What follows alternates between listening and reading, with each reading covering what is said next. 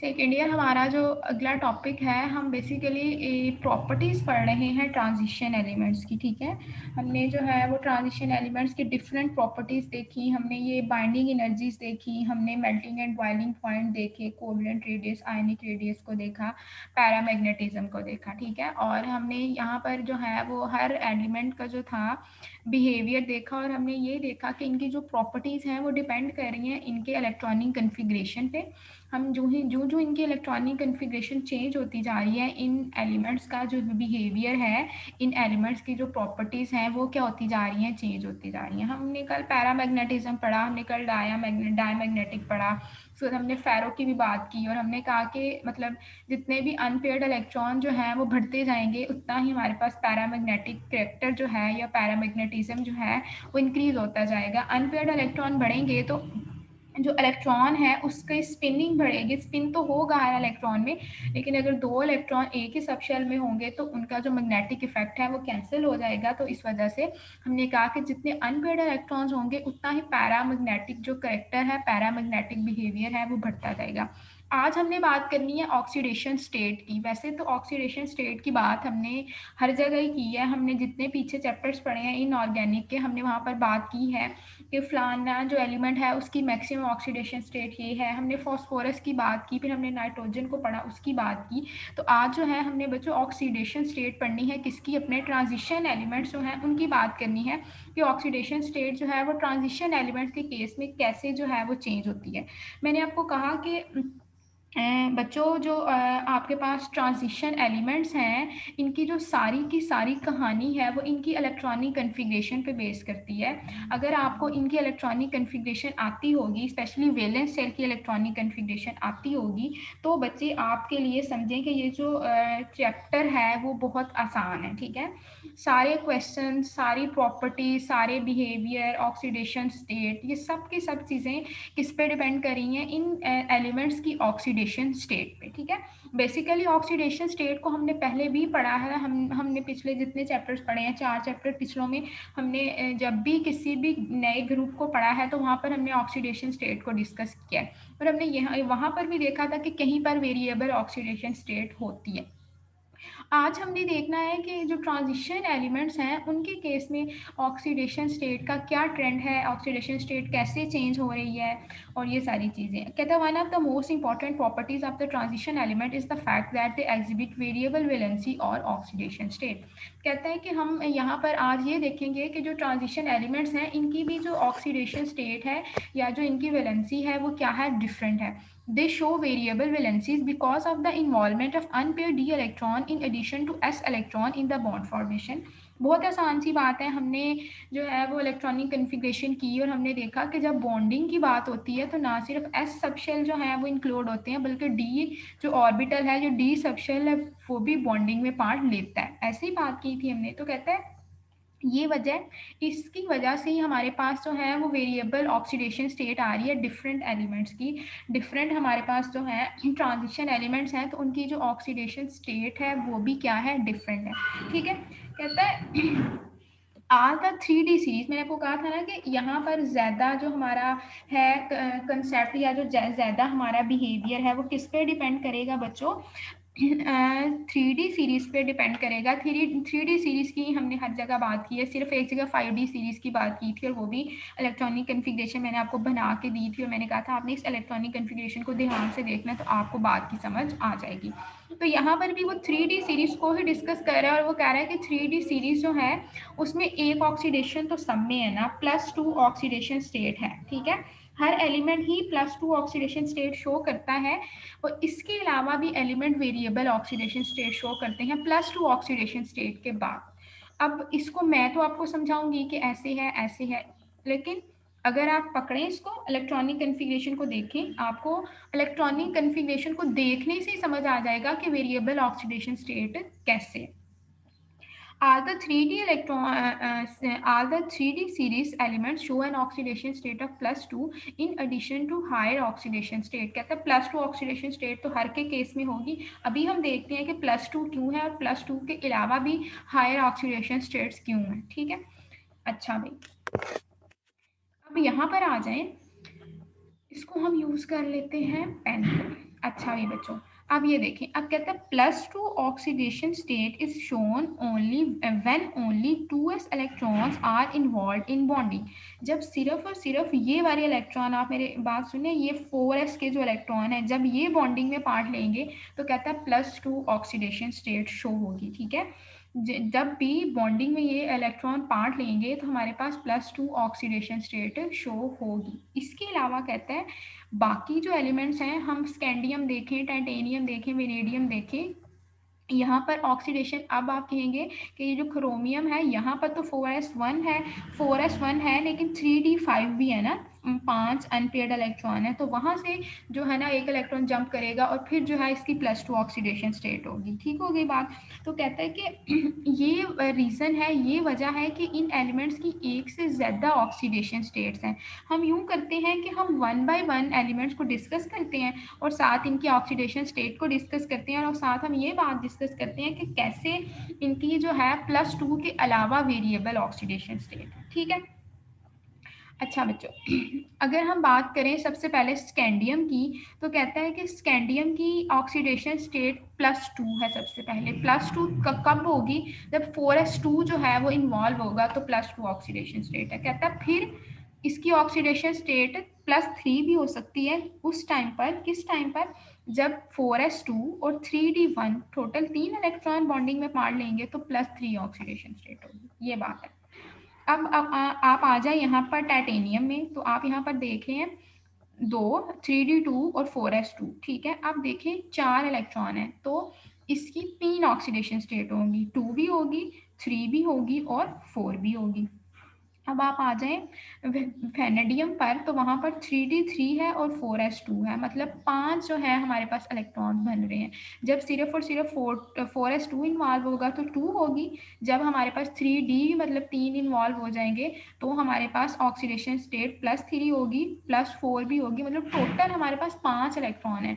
जब 5 इलेक्ट्रॉन है तो जो है वो 2 भी बॉन्डिंग में पार्ट ले सकते हैं, 3 भी ले सकते हैं, 4 भी ले सकते हैं, 5 भी ले सकते हैं। तो इसकी ऑक्सीडेशन स्टेट +2 भी है, 3 भी है, 4 भी है और 5 भी, ठीक होगी बात। अब अगर बात कर ली जाए क्रोमियम की, तो ये 3d5 और 4s1 है। हमने ये भी पढ़ा था कि भाई जो क्रोमियम है उसकी स्टेबल इलेक्ट्रॉनिक कन्फिग्रेशन है, इसी वजह से इसकी बाइंडिंग एनर्जी कम होती है, क्योंकि हाफ फिल्ड जो सबशेल होते हैं वो भी अगर कम्प्लीटली फिल्ड नहीं है तो हाफ फिल्ड सबशेल भी अपने आप को स्टेबल ही कंसीडर करते हैं। तो यहाँ पर भी बच्चे देखें तो 6 इलेक्ट्रॉन बन रहे हैं, तो 2 3 4 5 6 जो है वो हमारे पास क्या हो जाएगी, ऑक्सीडेशन स्टेट हो जाएगी। उसके बाद अगर हम मैंगनीज की बात करें तो 3d5 4s2, तो यहाँ पर भी 5 और 2 7 है, तो जब 5 और 2 7 है तो इस वजह से कहता है कि इसकी 1 से लेके 7 तक ऑक्सीडेशन स्टेट है।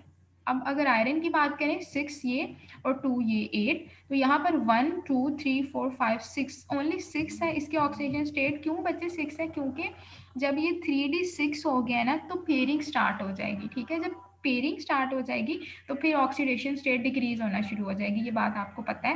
पेयरिंग 3d6 है, जब 3d5 था तो 5 अनपेयर्ड इलेक्ट्रॉन थे, लेकिन जो 3d6 है वहाँ पर पेयरिंग स्टार्ट हो जाएगी, एक जो डी वाला है उसमें 2 इलेक्ट्रॉन आ जाएंगे, तो पीछे हमारे पास 4 इलेक्ट्रॉन वो रह जाएंगे जो अनपेयर्ड होंगे और 2 इलेक्ट्रॉन 4s2 के रह जाएंगे। तो इसकी कितनी ऑक्सीडेशन स्टेट होगी, 6, 1 से लेके 1 2 3 4 5 6, ठीक है। इसके अलावा अगर कोबाल्ट की बात की जाए तो यहाँ पर भी जो है वो पेयरिंग स्टार्ट हो गई है 3d7 4s2। वैसे तो इसके पास 9 इलेक्ट्रॉन है, लेकिन 2 सबशेल में पेयरिंग हो गई है। आप इलेक्ट्रॉनिक कन्फिगरेशन ड्रॉ करेंगे तो आपको पता चल जाएगा। जब 2 जो है इलेक्ट्रॉन की पेयरिंग हो गई है तो पीछे कितने रह गए, डी है 5 है 7 है, तो उसमें से 2 पेयर हो गए तो पीछे कितने रह गए, 4 रह गए। उसके बाद 4 और 2 ये, ठीक है। तो इस तरह से कहते हैं जब पेयरिंग होना शुरू हो जाएगी तो ऑक्सीडेशन स्टेट डिक्रीज होना शुरू हो जाएगी।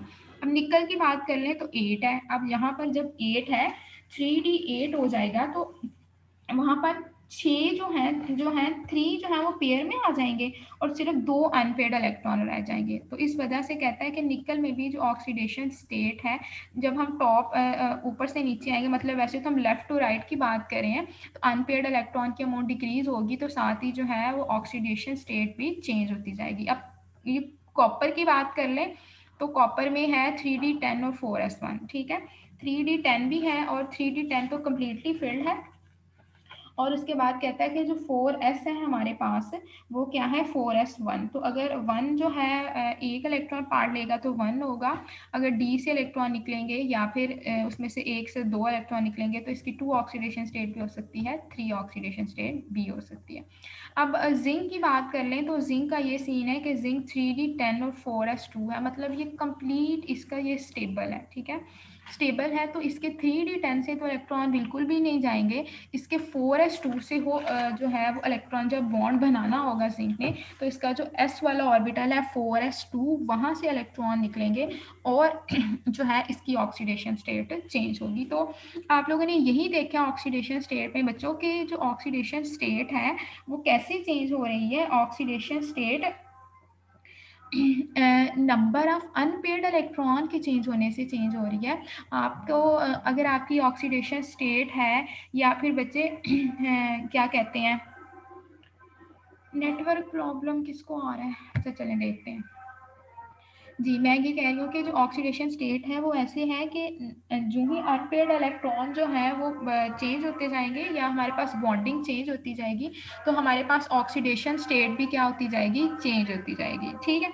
तो यहाँ पर ऑक्सीडेशन स्टेट जितनी भी हैं आपने इनके इलेक्ट्रॉनिक कन्फिग्रेशन को ही ड्रा करना है और आपको समझ आ जाएगी कि किसकी ऑक्सीडेशन स्टेट क्या हो सकती है, ठीक है। ये बात थी और सिंपल सी बात थी जिसको हमने इलेक्ट्रॉनिक कन्फिग्रेशन की बेस पर ही डिस्कस किया है। इलेक्ट्रॉनिक कन्फिग्रेशन ने ही हमें बताया है कि जो है वैलेंस सेल में इतने इलेक्ट्रॉन होंगे तो ये होगा और इस तरह। अब बच्चे ये जो नेक्स्ट प्रॉपर्टी आज हमने पढ़नी है ना, वो है कलर फॉर्मेशन।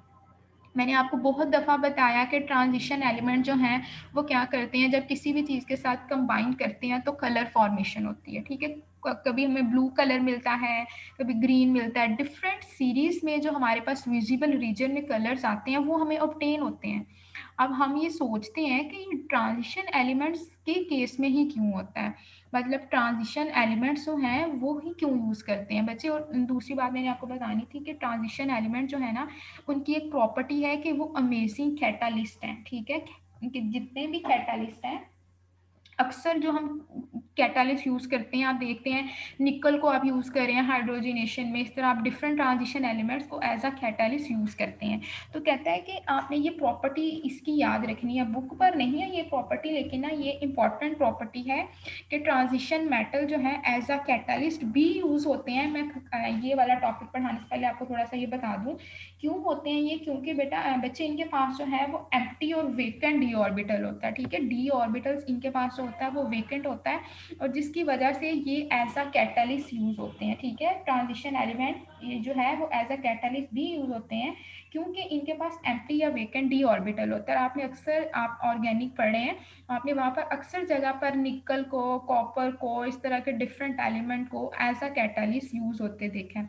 अगर कहीं पर एमसीक्यू में पूछ लिया जाए कि क्या transition element as a catalyst use होते हैं, तो आपने ये इन्फॉर्मेशन देनी है कि बिल्कुल यूज होते हैं। और ये इसमें से एक दो दफ़ा क्वेश्चन भी आया है, ये ओ लेवल्स में ये टॉपिक है, वहाँ पर वो इसको बताया हुआ है। तो इस वजह से आपने इस बात को ध्यान में रखना है कि transition element as a catalyst भी यूज़ होते हैं। हमारे सिलेबस में नहीं है लेकिन आपने ये छोटी सी बात अपने जहन में रख लेनी है, कहीं पर क्वेश्चन आ जाए तो आपको आइडिया हो कि हाँ भाई transition elements as a catalyst use हो सकते हैं क्योंकि उनके पास जो है वो एम्प्टी और वेकेंट डी ऑर्बिटल होता है जिसकी वजह से वो रिएक्शन को इन्हांस करने में, बढ़ाने में कैटालिस्ट का काम करते हैं। और आपने डिफरेंट कैटालिस्ट देखे भी हैं जो कि आपके फर्स्ट ईयर कह रही हूँ, आप ऑर्गेनिक केमिस्ट्री पढ़ रहे हैं वहाँ पर यूज़ हुए होंगे। अब हम बात कर लेते हैं कलर फॉर्मेशन की, कि ट्रांजिशन एलिमेंट में जो डी ऑर्बिटल है उनकी वजह से क्या आता है, कलर आता है। क्यों आता है? when these orbital are involved in bonding they split into two energy level। जब ये d ऑर्बिटल है ना, हमारे पास 5 हैं, तो कहता है ये 2 में डिवाइड हो जाते हैं, ठीक है। एक को हम T2G कहते हैं और एक को EG कहते हैं। ये यहाँ पर मैं आपको बताती हूँ। खैर ये जो है वो बड़े लेवल की बात है, T2G EG क्यों बनते हैं, कैसे हैं, लेकिन आपने ये याद रखना है कि ट्रांजिशन मेटल्स के केस में क्या होता है कि जो d ऑर्बिटल होता है जिसके अंदर आगे 5 जो है हमारे पास पार्ट्स हैं, dx y, yz x, y z square, yz square, dz square. तो ये पांचों के पांचों कहता है कि दो एनर्जी लेवल्स में क्या हो जाते हैं स्प्लिट, एक एनर्जी लेवल लोअर होता है और एक एनर्जी लेवल हायर होता है, ठीक है। अब बच्चे ये जो है ना जहाँ पर तीन आ गए हैं, ठीक है, इसको हम बोलते हैं T2G, टी कहते हैं ट्रिपलेट के लिए, ठीक है। तो T2G है और जो ऊपर वाला है इसको हम EG बोलते हैं, इसमें दो आते हैं, ठीक हो गया। तो कहता है कि ये जो डी ऑर्बिटल है ना ये स्प्लिट हो जाता है दो एनर्जी लेवल्स में। अब एक का एनर्जी लेवल कम है और एक का एनर्जी लेवल ज्यादा है, ठीक है। कहते हैं split up into two energy levels, one set has higher energy than the other, the electron residing in the low energy d orbital absorb a part of visible light and jump into the higher d energy। अभी आप देखें होता क्या है। फर्ज करें हमारे पास कोई भी एलिमेंट है, लेट्स सपोज हम कहते हैं कि हमने किसी की भी एग्जांपल ले ली, यहाँ पर आपकी बुक पे उसने एक कम्प्लेक्स बनाया टाइटेनियम का, ठीक है। टाइटेनियम का वाटर के साथ कम्प्लेक्स है, इनको हम जो है कोऑर्डिनेशन कंपाउंड्स कहते हैं, ये टाइटेनियम H2O6। तो यहाँ पर जो टाइटेनियम की ऑक्सीडेशन स्टेट है ना बच्चा ये +3 है, आपके सिलेबस में नहीं है कोऑर्डिनेशन नंबर निकालना, हालांकि ये चैप्टर 6 में ये सारा ही है, ऑक्सीडेशन स्टेट निकालना, कोऑर्डिनेशन स्फीयर क्या होता है, कोऑर्डिनेशन कंपाउंड्स क्या होते हैं, ये आपके सिलेबस में है, लेकिन आपके सिलेबस का अभी ये पार्ट नहीं है। तो अगर आपने पढ़ा होता है तो आपको पता हो कि ये ऑक्सीडेशन स्टेट उसने +3 कैसे लिखी है। H2O जो होता है इसकी 0 होती है एज अ होल, और ये टाइटेनियम का +3 इस पे चार्ज है, ठीक है। अब हमने उसने क्या कहा, उसने कहा जब टाइटेनियम ने वाटर के साथ अपना एक कंपाउंड बनाया है तो कहता है कि वहां पर जो हमें अपीयरेंस दिखाई दी है, जो कलर हमें सोल्यूशन का दिखाई दिया वो वॉयलेट कलर है, ठीक है। अब ये कैसे हुआ, क्या हुआ, टाइटेनियम को लिया हमने, ठीक है। टाइटेनियम अब देखिए यहाँ पर भी इलेक्ट्रॉनिक कन्फिग्रेशन ही यूज होगी, ठीक है। टाइटेनियम को जब हम लेंगे तो कहते हैं टाइटेनियम के ऊपर +3 चार्ज आ रहा है, मतलब कहने का मतलब ये है, अगर मैं आप लोगों को याद करवाऊं तो टाइटेनियम की इलेक्ट्रॉनिक कन्फिग्रेशन है 3d2 4s2, ठीक है। जब 3d2 4s2 है तो 4s2 से भी 2 इलेक्ट्रॉन निकल जाएंगे, 3d से भी एक निकल जाएगा। हम टाइटेनियम +3 की बात करें कि 3 इलेक्ट्रॉन निकल गए हैं, एक इलेक्ट्रॉन रह गया है टाइटेनियम के पास। अब ये है वो स्ट्रक्चर, एक मिनट, ये है वो स्ट्रक्चर, ये वाला टाइटेनियम H2O6। अब यहाँ पर टाइटेनियम किस फॉर्म में है, +3 फॉर्म में है, मतलब कि टाइटेनियम से 3 इलेक्ट्रॉन वैलेंस शेल से निकल गए हैं, टाइटेनियम के पास बच्चों एक ही इलेक्ट्रॉन है।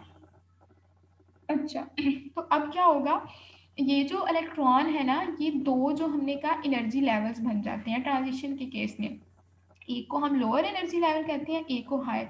T2G लोअर एनर्जी लेवल है और EG जो है हायर एनर्जी लेवल है, ठीक है। T2G ये नीचे वाला है, ऊपर वाले को EG बोलते हैं, ठीक हो गया। अब कहता है होता कुछ यूं है कि ये जो लोअर एनर्जी लेवल है ना ये क्या करता है, लाइट को अब्जॉर्ब करता है और फिर क्या करता है, जंप कर जाता है हायर एनर्जी लेवल पे, ठीक हो गया। क्या कहता है ये देखें, the electron residing in low energy d orbital absorb a part of visible light and jump to the higher energy d orbitals. This process is called d transition। समझ आई बात की, ये ही बात थी कलर फॉर्मेशन कैसे होती है। क्या होता है कि d ट्रांजिशन होती है, d जो सबशेल है इनका वो दो एनर्जी लेवल्स में डिवाइड हो जाता है, एक को T2G बोलते हैं, ये जो नीचे वाला जिसमें 3 पार्ट्स आएंगे और EG में 2 पार्ट्स आएंगे। अब नीचे वाले के पास जाहिर है वो एलिमेंट्स जो है वो लो लेवल पे इलेक्ट्रॉन रहेंगे, जब लाइट को अब्जॉर्ब करेगा तो वो जंप करके हायर एनर्जी लेवल में जाएगा, ऐसे ही होता है। कहते हैं figure 6.5 the energy difference of the d orbitals varies from ion to ion. अब हर ट्रांजिशन एलिमेंट के हर आयन इवन बच्चे ऐसे होता है कि एक इलेक्ट्रॉन निकलने से डिफरेंट कलर आएगा सेम एलिमेंट का, ठीक है। अगर 2 इलेक्ट्रॉन की ट्रांजिशन हो रही है तो डिफरेंट कलर आएगा, अगर 3 की हो रही है तो डिफरेंट कलर आएगा, अगर पेयरिंग हो गई है तो डिफरेंट कलर आएगा। ये बहुत लंबी थ्योरी है डी ट्रांजिशन पे, एक पूरी बुक है कि जो है वो कैसे कलर फॉर्मेशन होती है। तो कलर फॉर्मेशन अभी आपने इतना ही याद रखना है, आसान सी बात है, कोई भी ट्रांजिशन एलिमेंट है जब उसने कंपाउंड बनाया, ठीक है, जैसे उसने आपकी बुक पे टाइटेनियम जो है इसका वाटर के साथ H2O6 मतलब टाइटेनियम के साथ 6 वाटर के मॉलिक्यूल अटैच है, और टाइटेनियम की यहाँ पर जो ऑक्सीडेशन स्टेट है वो +3 है, मतलब कि टाइटेनियम से 3 इलेक्ट्रॉन निकल गया, उसके वैलेंस शेल में 4 इलेक्ट्रॉन से 3 निकल गया, उसके वैलेंस शेल में सिर्फ 1 इलेक्ट्रॉन रहा है। अब ये जो डी ऑर्बिटल है ये दो एनर्जी लेवल में डिवाइड हुआ है, तो एक जो है T2G था वहां पर 1 इलेक्ट्रॉन था, तो उसने क्या किया, जंप करके वो हायर लेवल पे जाएगा, ठीक है। उसने विजिबल लाइट को क्या किया, एब्जॉर्ब कर लिया, जाहिर है जहां पर वो प्रेजेंट है वहां पर उसको विजिबल लाइट ही मिल सकती है ना नॉर्मल कंडीशन पे। The energy difference of the d orbitals vary from ion to ion. Thus, every ion absorb a different wavelength and transmit the remaining set of wavelength that give different color to the ion. तो कहते हैं इस तरह उसने visible light से light absorb की है और कहता है कि जो हमें कलर दिखाई देगा वो डिफरेंट होगा, ठीक है। अब उसने जो आपकी बुक पे एग्जांपल दी है वो ये वाली एग्जांपल दी है टाइटेनियम वाली, कि टाइटेनियम के अंदर डी डी ट्रांजिशन हुई है, ठीक है। डी डी ट्रांजिशन बेसिकली क्या है बच्चे, कि इलेक्ट्रॉन जो है उनका ट्रांसफर हो रहा है, वो लोअर एनर्जी लेवल से अपर एनर्जी लेवल पे जा रहे हैं, ठीक है। ये जो एरो है ना, ये वाला एरो, ये देखिए यार, ये बता रहा है कि एनर्जी का जो डिफरेंस है, एनर्जी का जो लेवल है वो नीचे से ऊपर क्या हो रहा है, बढ़ रहा है, ठीक है। कहते हैं इन टाइटेनियम, ये वाला जो कंपाउंड है, येलो लाइट को उसने एब्जॉर्ब किया था और जो लाइट उसने ट्रांसमिट की है, जो लाइट उसमें से निकल गई है, वो ब्लू और रेड लाइट है जो ट्रांसमिट हो गई है। और इस टाइम पर जो प्रेजेंट हमें टाइटेनियम H2O6 का कलर दिखाई दे रहा है वो वॉयलेट कलर है। तो हमारे पास बेसिकली जो डी डी ट्रांजिशन है, या ट्रांजिशन एलिमेंट्स हैं, ट्रांजिशन कंपाउंड्स हमारे पास जितने भी जो है, इनको हम कोऑर्डिनेशन कंपाउंड्स बोलते हैं। जब ट्रांजिशन एलिमेंट जो है वो ट्रांजिशन एलिमेंट जो है वो डिफरेंट एलिमेंट्स के डिफरेंट कंपाउंड के साथ मिलता है। ये जो है डिफरेंट कंपाउंड, जैसे अमोनिया के साथ ये मिलते हैं, वाटर के साथ मिलते हैं, हेलोजेंस के साथ मिलते हैं, ये डिफरेंट कंपाउंड्स बनाते हैं, ठीक है। हम इनको कहते हैं कोऑर्डिनेशन कंपाउंड्स, जिसमें ट्रांजिशन एलिमेंट के साथ कोई और कंपाउंड अटैच हुआ होता है, ठीक है। सारी कहानी ट्रांजिशन एलिमेंट की है, ठीक है, और किसी की कहानी नहीं है। होता क्या है कि इलेक्ट्रॉन की ट्रांजिशन होती है, इलेक्ट्रॉन की ट्रांजिशन होने से डी सब शेल में, ठीक है, डी की बात, इसी को इसीलिए हमने इसको डी डी ट्रांजिशन का है। जब डी डी ट्रांजिशन होगी तो कहते हैं कि इलेक्ट्रॉन जो है वो लोअर एनर्जी लेवल से हाई एनर्जी लेवल पे जाएगा, एनर्जी को उसने एब्जॉर्ब किया है, तो उस वजह से कहते हैं कि हमारे पास क्या हो जाएगी, कलर फॉर्मेशन हो जाएगी, ठीक है। तो आपने यहाँ पर जो आपकी बुक की एग्जाम्पल है उसका जो कलर उसने एब्जॉर्ब किया, वो जो उसने ट्रांसमिट किया वो, और जो इस टाइम सोल्यूशन का कलर हमें दिखाई दे रहा है वो, ये तीनों कलर बच्चे आप लोगों ने याद रखने हैं। एक ही एग्जांपल दी हुई है बुक पे और आपने एक ही एग्जांपल करनी है। और दूसरी बात मैं आप लोगों से यही कह रही थी कि ट्रांजिशन एलिमेंट जो है वो कैटलिस्ट के तौर पर यूज होते हैं। कहीं पर आप लोगों से पूछ लिया जाए, कोई क्वेश्चन आ जाए इस तरह की बात, बच्चे बहुत कम स्टूडेंट्स ने क्लास ज्वाइन की है, 25 स्टूडेंट है सिर्फ, तो आपको पता होना चाहिए कि ट्रांजिशन एलिमेंट्स जो हैं वो एज अ कैटलिस्ट भी यूज़ होते हैं, ठीक है। ट्रांजिशन एलिमेंट की ये प्रॉपर्टी है कि ये एज अ कैटलिस्ट भी यूज़ होते हैं। आपने ऑर्गेनिक केमिस्ट्री में बहुत से रिएक्शंस के अंदर जो है ना वो निकल को, कॉपर को, जिंक को एज अ कैटलिस्ट इस्तेमाल होते हुए देखा होगा, ठीक है। तो आप लोगों ने ये बात जो है वो याद रखनी है। और इसके अलावा जो है हमारे पास कलर फॉर्मेशन क्यों होती है, डी डी ट्रांजिशन की वजह से। डी डी ट्रांजिशन क्या है, कि डी जो है सबशेल वो दो एनर्जी लेवल में डिवाइड होता है, T2G और EG। T2G नीचे वाला है, EG ऊपर है। EG की एनर्जी ज़्यादा है, जो इलेक्ट्रॉन है वो नीचे से विजिबल लाइट को अब्जॉर्ब करेगा और ऊपर वाले शेल में जाएगा, जिससे हमारे पास कलर हमें दिखाई देगा। जैसे उसने येलो लाइट को अब्जॉर्ब किया, जो ट्रांसमिट की वो ब्लू और रेड थी, और जो कलर हमें दिखाई दिया वो वायलेट कलर था, ठीक है। ये तो हमने टाइटेनियम की बात की। हम टाइटेनियम से अगर बच्चे टाइटेनियम का यहाँ पर +3 चार्ज है ना, अगर टाइटेनियम पे +2 चार्ज होगा तो अपीयरेंस और होगी, जिंक होगा तो अपीयरेंस और होगी, अगर हम कॉपर यूज़ करें तो अपीयरेंस और होगी, आयरन होगा तो ट्रांजिशन होगी, तो अपीयरेंस या कलर फॉर्मेशन डिफरेंट होगी। तो इसको हम बोलते हैं डी डी ट्रांजिशन। और ये रीज़न है कि ट्रांजिशन कंपाउंड्स जो हैं, ट्रांजिशन एलिमेंट्स जब कंपाउंड्स बनाते हैं तो ये वेरिएबल कलर शो करते हैं, मुख्तलिफ कलर शो करते हैं, और वो इसी वजह से करते हैं। एनर्जी डिफरेंस जो है वो डिफरेंट एलिमेंट के केस में डिफरेंट होता है, और हर एलिमेंट जो है वो डिफरेंट काइंड की एनर्जी को एब्जॉर्ब करता है और डिफरेंट एनर्जी को एमिट करता है। इस वजह से हमें हर कंपाउंड का कलर डिफरेंट दिखाई देता है, और इसी कहानी को हम क्या कहते हैं, डी डी ट्रांजिशन कहते हैं, ठीक है। तो यहाँ पर जो है कलर फॉर्मेशन जो है, ये वाला जो टॉपिक है, यहाँ पर आपको क्वेश्चन आ सकता है कि कैसे किसी भी ट्रांजिशन एलिमेंट के अंदर कलर फॉर्मेशन होती है। तो आपने प्रॉपर बताना है, जो आपकी बुक पे लिखा हुआ है कि इलेक्ट्रॉन जो डी सबशेल है वो जब दो एनर्जी लेवल में डिवाइड हो जाता है, और फिर वो क्या करते हैं, विजिबल लाइट को अब्जॉर्ब करके हाई एनर्जी डी ऑर्बिटल में जाएगा, और जिसको हम डी डी ट्रांजिशन कहेंगे। जब वो विजिबल लाइट अब्जॉर्ब करेगा तो हमारे पास डिफरेंट कलर जो है वो हमें दिखाई देगा, ठीक है। तो ये इतनी सी बात थी, इसमें से शॉर्ट क्वेश्चन ही बनता है, लेकिन ये इंपॉर्टेंट टॉपिक है वैसे, ठीक है।